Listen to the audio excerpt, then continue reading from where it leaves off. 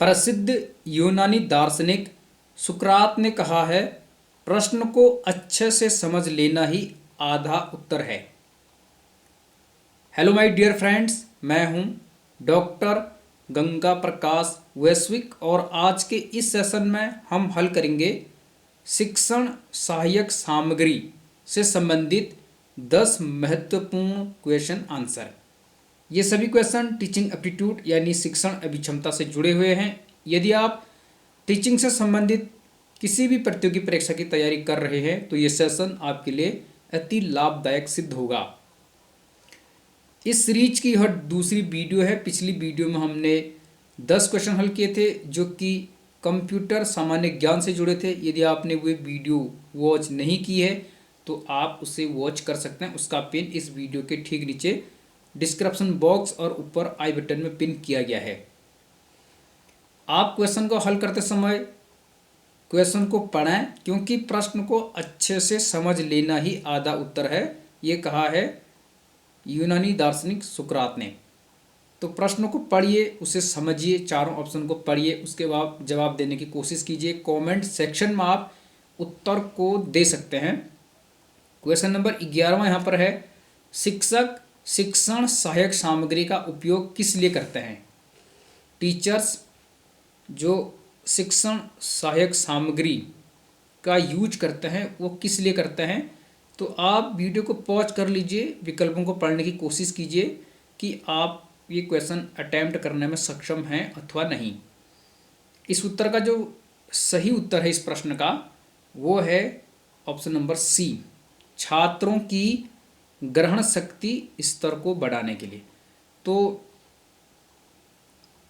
Teacher शिक्षण सहायक सामग्री का उपयोग बच्चों की यानी छात्रों की ग्रहण शक्ति स्तर को बढ़ाने के लिए करते हैं, ताकि वो किसी भी कंटेंट को इजीली समझ सकें, उसे ग्रहण कर सकें और स्थायी रूप से लंबे समय तक उसे अपने माइंड में ग्रहण करने में सक्षम हो सकें। इस लेवल को बढ़ाने के लिए टीचर क्लास में शिक्षण सहायक सामग्री का उपयोग करते हैं। अब बढ़ते हैं अगले प्रश्न की तरफ। क्वेश्चन नंबर 12वां यहाँ पर आप देख सकते हैं, पूछा गया है, निम्नलिखित में से किस स्थिति में सूक्ष्म शिक्षण सबसे अधिक प्रभावी होता है। सूक्ष्म शिक्षण यानी माइक्रो टीचिंग जो आपने किया होगा, यदि आप शिक्षक बनने जा रहे हैं तो अवश्य ही आपने माइक्रो टीचिंग की होगी। तो निम्नलिखित में से किस स्थिति में सूक्ष्म शिक्षण सबसे अधिक इफेक्टिव अर्थात प्रभावी होता है। 4 ऑप्शन हैं, शिक्षण अभ्यास के बाद यानी आफ्टर टीचिंग प्रैक्टिस, या हमेशा अर्थात सदैव, शिक्षण अभ्यास के दौरान, या शिक्षण अभ्यास की तैयारी के दौरान। इसका सही उत्तर है ऑप्शन नंबर डी, शिक्षण अभ्यास की तैयारी के दौरान। जब आप टीचिंग की प्रैक्टिस कर रहे हैं, उसकी तैयारी कर रहे हैं, तो उस दौरान सूक्ष्म शिक्षण सबसे अधिक प्रभावी होता है। जब आपने बीएड किया होगा या आप डीएलएड करते हैं तो बीएड डीएलएड के दौरान आपसे माइक्रो टीचिंग करवाई जाती है, ताकि आप शिक्षण के जो क्वालिटीज हैं, उसके जो गुण हैं, विशेषताएं हैं, उन्हें सीखने में सक्षम हो सकें। तो शिक्षण अभ्यास की तैयारी के दौरान सूक्ष्म शिक्षण सबसे अधिक प्रभावी होता है। इसका उत्तर होगा ऑप्शन नंबर डी। इसी प्रकार के प्रश्न आएंगे और आपको ये समझने हैं ताकि आप इजीली क्वेश्चन को समझ सकें और उत्तर देने में परीक्षा हॉल में सक्षम हो पाए। अब क्वेश्चन नंबर 13 है यहाँ पर, निम्नलिखित में से किस विधि से परिसंवाद या विचार गोष्ठी को संबद्ध करके देखा जा सकता है। परिसंवाद या जब कोई विचार गोष्ठी होती है, विचार संगोष्ठी होती है, तो उसको हम इनमें से किस विधि से संबद्ध करके देख सकते हैं। तो किस विधि से परिसंवाद या विचार गोष्ठी को संबद्ध करके देखा जा सकता है। ऑप्शन है परिचर्चा विधि, आविष्कार विधि, प्रदर्शन विधि या व्याख्यान विधि। इसका सही उत्तर है ऑप्शन नंबर ए, परिचर्चा विधि, डिस्कशन मेथड। जब आप डिस्कस करते हैं, चर्चा परिचर्चा करते हैं, तो विचार गोष्ठी में या विचार संगोष्ठी में चर्चा परिचर्चा होती है, तर्क वितर्क होते हैं। कोई चर्चा करता है, फिर परिचर्चा करते हैं, तर्क करते हैं, वितर्क करते हैं, वाद संवाद इस प्रकार से होता है। ठीक है, जैसे कि वाद, फिर प्रतिवाद, संवाद, विचार गोष्ठी। तो इसे हम परिचर्चा विधि से संबद्ध करके देख सकते हैं। परिसंवाद को या विचार गोष्ठी को परिचर्चा विधि से जोड़कर या संबद्ध करके देखा जा सकता है। इसका उत्तर होगा ऑप्शन नंबर ए। तो शिक्षण की जो विधियां हैं उस पर हमने सेपरेट वीडियोस बनाई है, आप उसे वॉच कर सकते हैं प्लेलिस्ट को चेक करके। उससे आपके सारे डाउट्स क्लियर हो जाएंगे कि कौन सी शिक्षण विधि किसने दी है, उसका मकसद क्या होता है। इस प्रकार से आप उसे समझने में सक्षम हो पाएंगे। अगला क्वेश्चन है, निम्नलिखित में से किस शिक्षण विधि द्वारा छात्र शिक्षण में छात्रों की अधिकतम भागीदारी सुनिश्चित की जा सकती है। तो यहाँ पर 4 विधियाँ दी गई हैं जो कि टीचिंग से जुड़ी हुई हैं। तो पूछा गया है कि किस शिक्षण विधि द्वारा छात्र शिक्षण में छात्रों की मैक्सिमम भागीदारी, अधिकतम भागीदारी सुनिश्चित की जा सकती है। कौन सी ऐसी शिक्षण विधि है जिसमें मैक्सिमम स्टूडेंट पार्टिसिपेट कर सकते हैं। तो ऑप्शन है, आप उत्तर देने की कोशिश कीजिए। प्रश्न का सही उत्तर है ऑप्शन नंबर बी, परिचर्चा विधि। तो परिचर्चा विधि में मैक्सिमम स्टूडेंट्स की भागीदारी सुनिश्चित की जा सकती है इनमें से पाठ्य पुस्तक विधि, परिचर्चा विधि, व्याख्यान विधि या श्रव्य दृश्य यंत्र। परिचर्चा विधि में क्यों? क्योंकि मैक्सिमम स्टूडेंट उसमें चर्चा परिचर्चा कर सकते हैं, सबको बोलने का मौका मिलेगा, क्वेश्चन करने का मौका मिलेगा, उत्तर देने का मौका मिलेगा, तर्क वितर्क करने का मौका मिलेगा। इसलिए इसमें अधिकतम भागीदारी सुनिश्चित की जा सकती है। पाठ्य पुस्तक विधि में ज़्यादा संभव नहीं है। व्याख्यान विधि में तो ये लेक्चर मेथड है, केवल आगे से लेक्चरर होगा और वो लेक्चर देगा। और श्रव्य दृश्य यंत्र से तो आप सुन सकते हैं, देख सकते हैं, लेकिन अधिकतम भागीदारी परिचर्चा विधि में संभव है। अगला क्वेश्चन है, निम्नलिखित में से कौन सा कथन सूक्ष्म शिक्षण के बारे में सत्य नहीं है। प्रश्न पूरा पढ़ना है। यहाँ पर क्या पूछा गया है, निम्नलिखित में से कौन सा कथन सूक्ष्म शिक्षण अर्थात माइक्रो टीचिंग के बारे में सत्य नहीं है। देख लीजिए आप, प्रश्न करना सूक्ष्म शिक्षण का एक घटक है, ये तो सत्य है। सूक्ष्म शिक्षण यानी माइक्रो टीचिंग के दौरान क्वेश्चन किया जाता है, तो प्रश्न करना सूक्ष्म शिक्षण का एक घटक है, ये सत्य है। हर कौशल के लिए अलग अलग से अभ्यास चाहिए, ये भी सही है। यानी प्रत्येक स्किल्स के लिए अलग अलग से अभ्यास यानी प्रैक्टिस चाहिए, सही है। यह शिक्षण कौशल का अंतर्भाग यानी कोर है। तो ये जो टीचिंग स्किल्स होता है उसका एक कोर पार्ट है माइक्रो टीचिंग। तो माइक्रो टीचिंग टीचिंग स्किल्स का ही एक अंतर्भाग है, ये भी सही है। लेकिन यह एक शिक्षण विधि है, ये गलत है।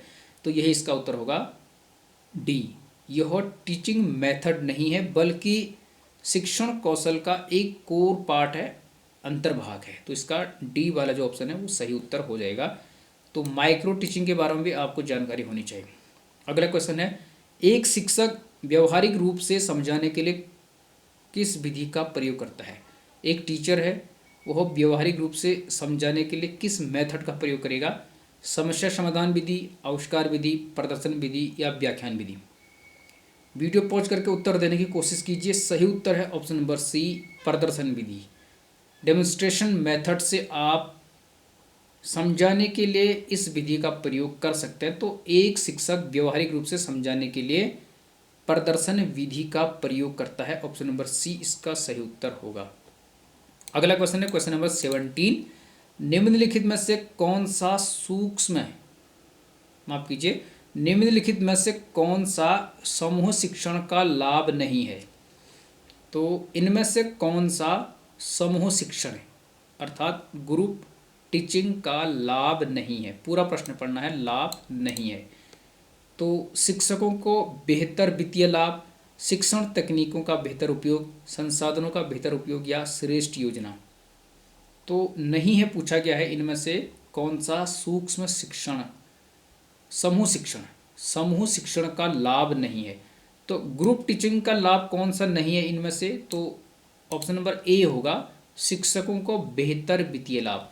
तो शिक्षकों को बेहतर वित्तीय लाभ का समूह शिक्षण से कोई तात्पर्य नहीं है। बाकी समूह शिक्षण में शिक्षण तकनीकों का बेहतर उपयोग हो सकता है, तो बी वाला ऑप्शन इसके फेवर में है। संसाधनों का बेहतर उपयोग हो सकता है, जो टीचिंग टेक्निक हैं उनका बेहतर उपयोग हो सकता है। रिसोर्सेस का बेहतर उपयोग हो सकता है। श्रेष्ठ योजना बनाई जा सकती है, लेकिन यह शिक्षकों को बेहतर वित्तीय लाभ देने में इसका कोई तर्क नहीं है, तो ये इसका सही उत्तर होगा। तो समूह शिक्षण का लाभ नहीं है, तो शिक्षकों को बेहतर वित्तीय लाभ देना। अगला क्वेश्चन है क्वेश्चन नंबर 18, पूछा गया है निम्नलिखित में से आर्मस्ट्रांग किस विधि के मुख्य प्रतिपादक थे। आर्मस्ट्रांग का नाम सुना होगा, तो ये इनमें से किस विधि के मुख्य प्रतिपादक थे। समस्या समाधान विधि, अनुमानी विधि अर्थात ह्यूरिस्टिक विधि, विचार विमर्श विधि या परियोजना विधि। सही उत्तर है ऑप्शन नंबर बी, अनुमानी विधि, जिससे हम ह्यूरिस्टिक मेथड कहते हैं, तो बी इसका सही उत्तर होगा। आर्मस्ट्रांग जुड़े हैं ह्यूरिस्टिक विधि से। आखिरी के 2 क्वेश्चन हैं। जॉन डीवी ने शिक्षा के क्षेत्र में किस बात पर अधिक बल दिया है। जॉन डीवी प्रसिद्ध शिक्षाविद हैं, शिक्षा से जुड़े हुए प्रसिद्ध दार्शनिक हैं। तो जॉन डीवी ने शिक्षा के क्षेत्र में किस बात पर अधिक बल दिया है, तो आप पॉज करके समझने की कोशिश कीजिए। उत्तर है क्रियामूलक ज्ञान, लर्निंग बाय डूइंग। तो क्रियामूलक ज्ञान की बात करते हैं जॉन डीवी, तो इन्होंने शिक्षा के क्षेत्र में क्रियामूलक ज्ञान पर अधिक बल दिया है। बाकी दोहराव शिक्षण ये नहीं है, सत्तावादी शिक्षण की बात ये नहीं करते। उपरोक्त में से कोई नहीं, ये हो नहीं सकता। क्रियात्मक मूलक ज्ञान, ये सही उत्तर होगा ऑप्शन नंबर सी। आखिरी क्वेश्चन है आज के सेशन का, यहाँ पर पूछा गया है शिक्षण में छात्रों से प्रश्न करने का कौशल सबसे अधिक उपयोगी क्यों माना जाता है। टीचिंग में स्टूडेंट से क्वेश्चन पूछना का जो कौशल होता है उससे सबसे अधिक उपयोगी क्यों माना जाता है, क्यों कहा जाता है कि टीचिंग में स्टूडेंट से क्वेश्चन पूछा जाना चाहिए। 4 ऑप्शन है, वीडियो पॉज करके जवाब देने की कोशिश कीजिए। सही उत्तर होगा ऑप्शन नंबर डी, शिक्षण में छात्रों की सक्रिय भागीदारी को सुनिश्चित करने के लिए। आप कभी ध्यान देना, जब आप कक्षा में कोई क्वेश्चन पूछेंगे तो मैक्सिमम स्टूडेंट एक्टिव रूप से पार्टिसिपेट करते हैं, एक्टिवली पार्टिसिपेट करते हैं, क्योंकि सभी बच्चों को लगता है कि उत्तर मैं बताऊंगा, या उस समय कई बच्चे सुनने के लिए भी तैयार रहते हैं कि कहीं शिक्षक मुझसे ना पूछ ले। वो अपने दिमाग में हलचल पैदा करता है, सोचने के लिए मजबूर हो जाता है कि ये उत्तर मुझे आता है नहीं आता है, या इधर उधर पूछेगा, सक्रिय हो जाएगा। और यदि उसे आता है तो उत्तर देने के लिए भी सक्रिय हो जाएगा, तो इसमें अधिकतम भागीदारी करेगा। तो शिक्षण में छात्रों की सक्रिय भागीदारी को सुनिश्चित करने के लिए छात्रों से प्रश्न करने का कौशल सबसे अधिक उपयोगी माना जाता है। उत्तर होगा ऑप्शन नंबर डी। तो ये थे आज के 10 क्वेश्चन। यदि वीडियो अच्छी लगी तो लाइक कर लीजिए। चैनल यदि सब्सक्राइब करना भूल गए हैं अभी तक तो कर लीजिएगा, और अपना फीडबैक के तौर पर एक छोटा सा कमेंट अवश्य कीजिए। मिलेंगे इसी प्रकार के मोस्ट इम्पोर्टेंट क्वेश्चन के साथ, तब तक बने रहेंगे आप गंगा प्रकाश वैश्विक और your selection sure YouTube channel के साथ। All the best.